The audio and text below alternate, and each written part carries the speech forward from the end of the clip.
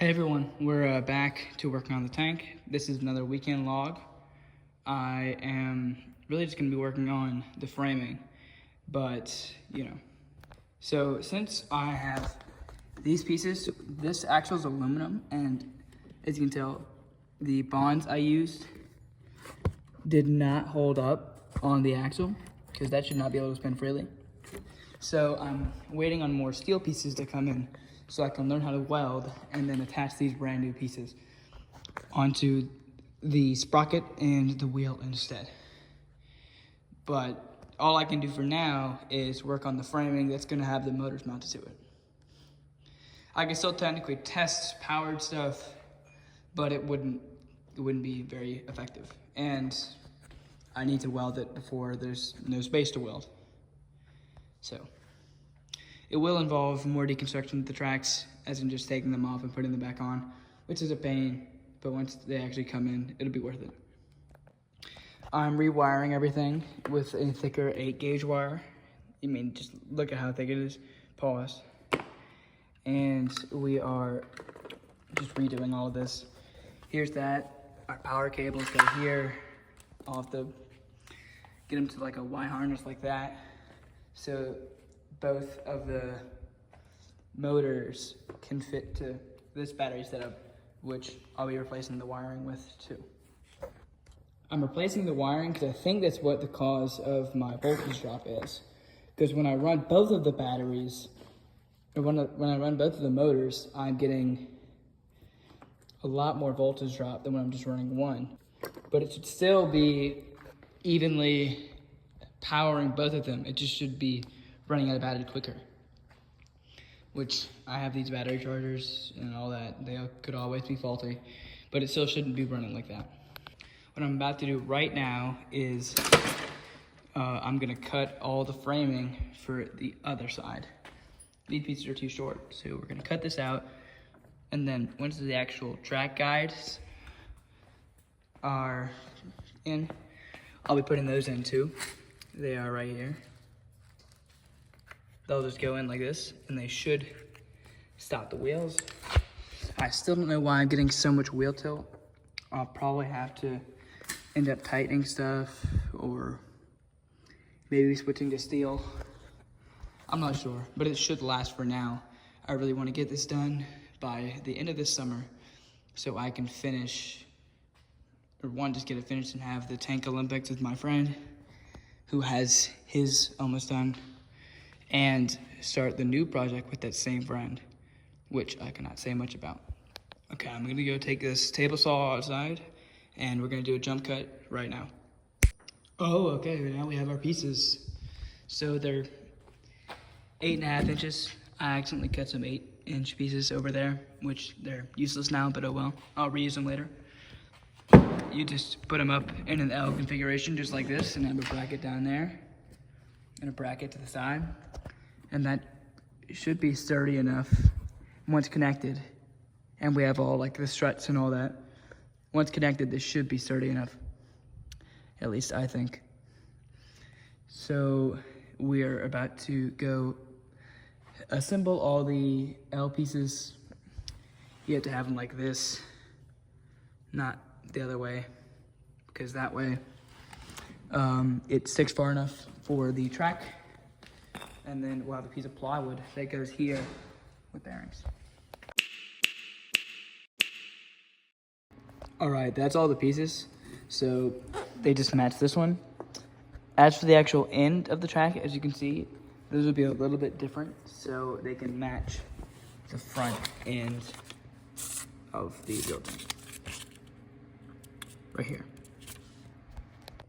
All right, there's one installed, but I'm gonna take a break so I probably can edit this video, and I have dinner pretty soon. But I got 3 more right here, and I gotta stick them on, and then we'll have a big bar with a few struts that'll connect these two. And that should really give us our framing. We'll connect these pieces on the outer edge and maybe have some triangular struts right here and there, at least where the actual bars are. And then we'll have a few more connections points in the two back corners so we can put the 1800 watt motors on there, which should give us the chain, which goes up here to power the whole thing up to hopefully 35, 40 miles an hour. So I'll keep you guys posted as I work more. I'll only be up one weekend, so I'll come back tomorrow. This video should be out pretty soon. All right, another jump cut.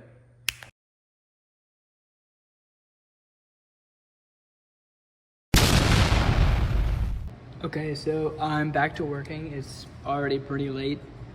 I didn't have very much time. I did some more soldering and I have these pieces done. I'm just gonna probably install all the brackets and stuff before I actually put them on the frame, but they're spaced roughly 20-ish inches apart. Some of them may have to reinforce a little more than others, but I think like this one looks a little more tilted than the others right there. But I'll fix it when I do the connecting pieces in between all of them. So yeah, they'll go all around the border, so it's obviously I have space to sit. And then some beams will probably run across back here and maybe right there on the second one. Or maybe not the second one because I need the brakes. But I'll be sitting in the basically center of the vehicle, right where the turret ring is. Okay, it's the next morning. I'm back to working now. I'm gonna do probably another jump cut from when I get these pieces installed. And then I'll update y'all on the framing, or I may just go ahead and do the guide horns.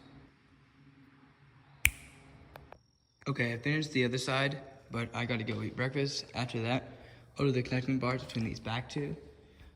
I'm not sure what I'll need for the other ones. Once I get these down, it can kind of help shape the other ones by attaching them. So if I start with this and have something steady for the motors to mount to, I think I should be good. Because it also gives me housing for the 4 batteries I have, which is some weight, but also I don't want that shifting around, so it can kind of be like a little cage for the batteries. All right, I'm back. So now we're gonna measure this and hope everything's good. We'll just connect these two first, and then we'll put some vertical bars to go down. Because once I get these attached, I won't know exactly how much space I have to connect each of them. Because if I do it here, there's these bolts here, so I'll have to do it below that. And then the same thing here. And then I can measure probably 2 bars, 2 or 3 at the back. Because the way that slopes down may not account for how I want to do it. This back angle here, I need this section to be pretty low so I can have that backward slant in the back wall of the tank. Okay, this is some post-editing me. I think it might be also my interest to maybe tighten these bolts a little, because I still don't know why I'm getting a little bit of camber on the wheels, but also to install these guide horns right here, because this might be better. Essentially, I'll just put them on the outside probably, because I think the inside should be lined up enough. And the top will be lined up with the bearings that are gonna hold them up flat. And those are also going to keep the thing from being misaligned. So we don't want the track falling off or anything. And these edges on the framing should help with that too. I think as long as the track isn't getting caught on anything, I think we'll be okay. Hopefully. Again, I'm not sure what else I can do really with the track. I'm not gonna spend a crazy amount of time getting them to be insanely functional. I just want this thing to be able to move, really, and I wanna be able to get it done by the end of the summer so I can start my next project.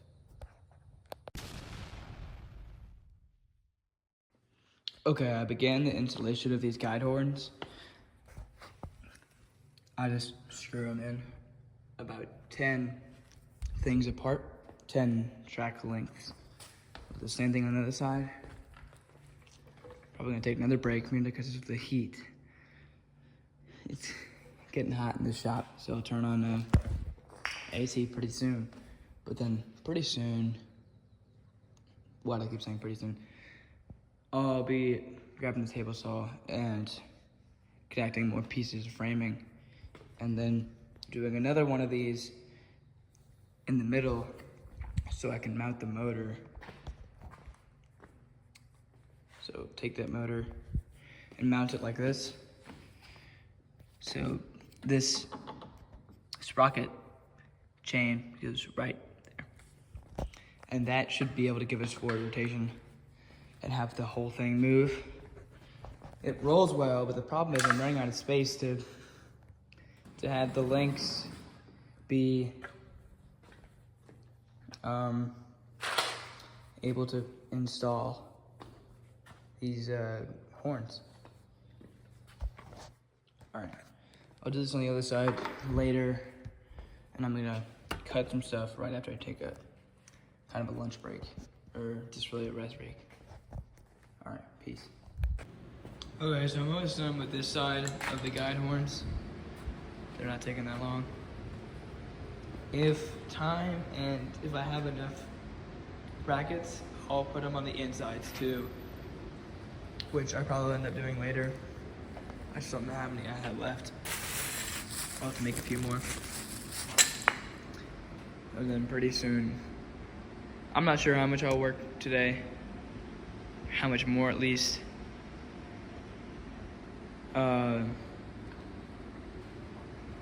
But I'll be doing more of the framing, so I'll keep you posted.